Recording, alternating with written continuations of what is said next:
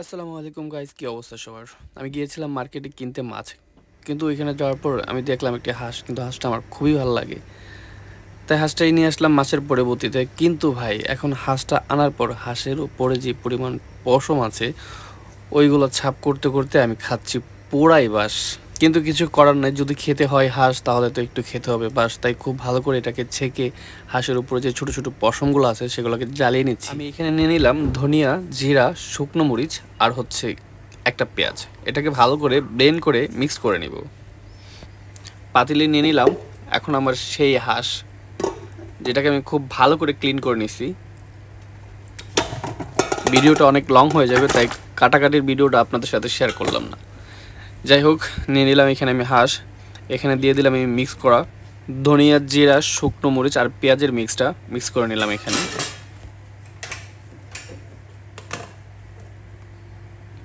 তারপর আমি এখানে অ্যাড করে নিলাম আদা রসুন পেস্ট 1 চামচ, 2 চামচ, 2.5 চামচের মতো। তারপর এখানে মিক্স করলাম গরম মশলা 1 চামচ।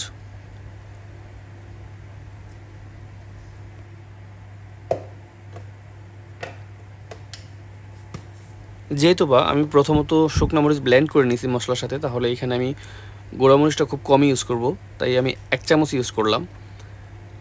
1 চামচ হলুদ, এখানে মিক্স করব একটু হালকা ধনিয়া, 1 চামচ থেকে একটু কম। মিক্স করে নিব এখানে লবণ। ঝালের পরিমাণটা আপনারা চাইলে একটু কম বেশি করে দিতে পারেন, কারণ হচ্ছে যার যেরকম ঝাল পছন্দ ওরকমই দিতে পারেন, তাতে কোনো সমস্যা নেই। এখন আমি এটাকে খুব ভালো করে মিক্স করে ম্যাক্সিমাম 40 মিনিট রেখে দেবো, যেন প্রপারভাবে মাংসের মধ্যে মশলাটা খুব ভালো করে মিক্স হয়ে যায়।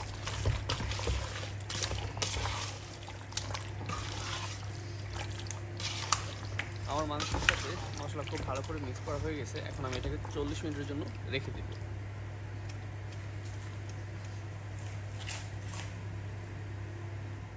আমি নিয়ে নিলাম এখানে এলাচ, দারচিনি, লং। আমি চাইলে এখানে গোলমরিচ ইউজ করতে পারতাম, কারণ গোলমরিচটা আমার কাছে ভালো লাগে না, তাই আমি স্কিপ করে দিলাম। আমি একটা পাত্রে দিয়ে দিলাম চাউমিন তেল। সব থেকে ভালো হয় যদি আপনারা সরষের তেল দিয়ে হাঁসটা রান্না করতে পারেন, কারণ হাঁস থেকে এমনিতেও প্রচুর পরিমাণ তেল ওঠে, এখানে তেলের পরিমাণটা কম দিলেও হবে। যেহেতু বা আমার কাছে সরষের তেল ছিল না, তাই আমি চাউমিন তেল দিয়ে করে নিলাম। এখানে দিয়ে দিলাম আমি গরম মশলাগুলো, সেটা আমি বেশিক্ষণ রাখবো না, সর্বোচ্চ 10 থেকে 15 সেকেন্ড। তারপর আমি এখানে পেঁয়াজগুলো অ্যাড করে দিব।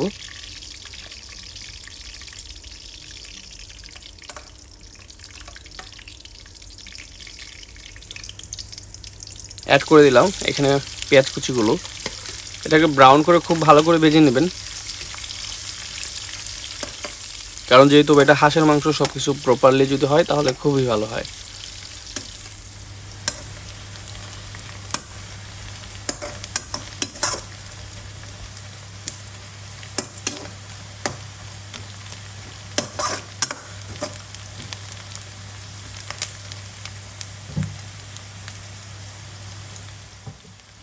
আমি খুব ভালো করে নেড়েচেড়ে পেঁয়াজটাকে ব্রাউন করে ভেজে নিয়েছি। এখন আমি এখানে অ্যাড করে দিব হাঁসের মাংস, যেটা আমি 40 মিনিট যাবত মশলা দিয়ে মেখে মেরিনেট করে রেখে দিয়েছিলাম।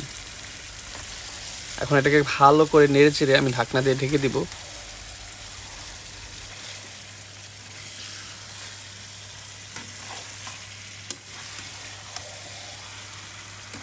এই অবস্থায় অবশ্যই আপনারা চুলার আঁচটা হাই রাখবেন, কারণ যখন হাঁসটা পানি ছেড়ে দেবে তখন আপনারা লক করে দিতে পারেন গ্যাস, তাতে কোনো সমস্যা নেই।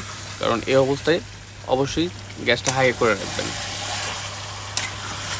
তো মাংসটা আমি খুব ভালো করে মিক্স করে দিয়েছি। তো রেজাল্টটা আপনাদের সামনে কিছুক্ষণ পর অবশ্যই দেখতে পারবেন। যদি ব্লেন্ড করে নেন মশলাটা তাহলে সব থেকে বেটার। ঢেকে দিলাম। আমার হাঁস অলরেডি পানি ছাড়া শুরু করে দিয়েছে।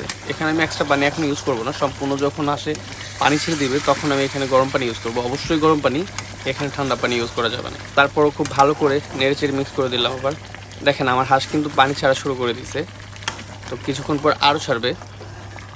এই হাঁসের মাংস থেকে যে পানিটা ছাড়বে সেই পানিটা দিয়ে খুব ভালো করে মাংসটাকে কষিয়ে নিতে হবে। এখানে মাংস কষানোর আগে কোনো প্রকার পানি অ্যাড করা যাবে না। অনেকক্ষণ যাবৎ নেড়ে চেড়ে মশলাটা খুব ভালো করে মিক্স করে নিলাম। কিছুক্ষণ পর আমি ঢাকনা উঠিয়ে আপনাদেরকে দেখাচ্ছি হাঁসটা পুরোপুরিভাবে পানি ছেড়ে দিয়েছে। দেখতেই পাচ্ছেন এখানে কিন্তু আমি কোনো এক্সট্রা কোনো পানি ইউজ করি নাই, হাঁস থেকে যে পানিটা ছাড়া হয়েছে ওই পানিটাই।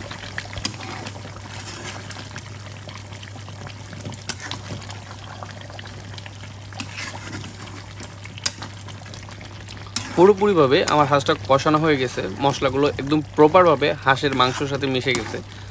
সো আমি এখন এখানে গরম পানি ইউজ করতেই পারি, কারণ যেহেতু বা হাঁসটা বয়েল হতে হবে, এই পানিতে হাঁসটা বয়েল হবে না।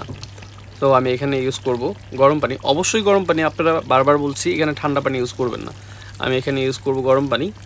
পানি দেওয়ার পর একটু নেড়ে আমি ঢেকে দিব।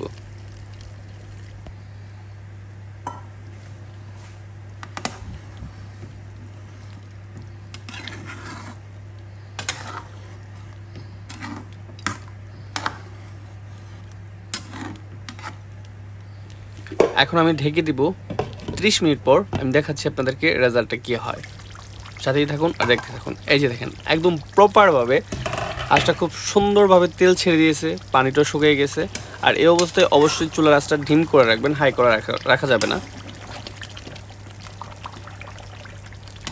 রেজাল্ট আপনাদের সামনেই, খুব সুন্দর একটা কালার আসছে, খুব সুন্দর একটা স্মেল আসছে। যারা যারা আমার মতো প্রবাসী তারা অবশ্যই অবশ্যই আপনাদের বাসায় রান্না করে একবার ট্রাই করে নেবেন। ভাই এত সুন্দর একটা কালার আসছে যেটা বলার মতো না।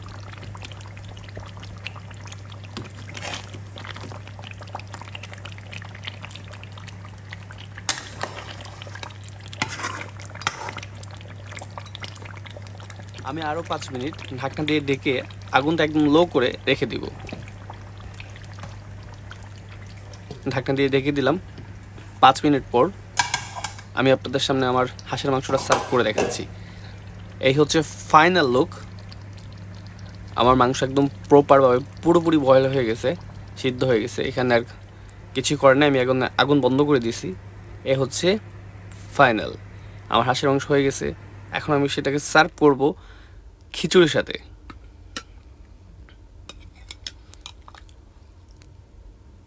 আমি আপনাদের সাথে খিচুড়ির রেসিপিটা শেয়ার করিনি, অন্য একদিন আমি আমার ইউটিউব চ্যানেল, ফেসবুক পেজে অবশ্যই দিব, কারণ হাঁসের মাংস দিয়ে খিচুড়ি খাওয়ার স্বাদটাই অন্যরকম। একটু ট্রাই করে দেখি কেমন হয়েছে, তারপরে আপনাদেরকে বলছি। হাঁসের মাংস আর খিচুড়ি ব্যাপারটা জমে গেল না? যাই হোক, আপনিও চাইলে দূরপ্রবাসে খুব সহজে হাঁসের মাংস রান্না করে খিচুড়ির সাথে খেতে পারেন। যদি আমার ভিডিওটি ভালো লাগে অবশ্যই আমার চ্যানেলটি সাবস্ক্রাইব করবেন আর বেল আইকনটি ক্লিক করবেন। আল্লাহ হাফেজ।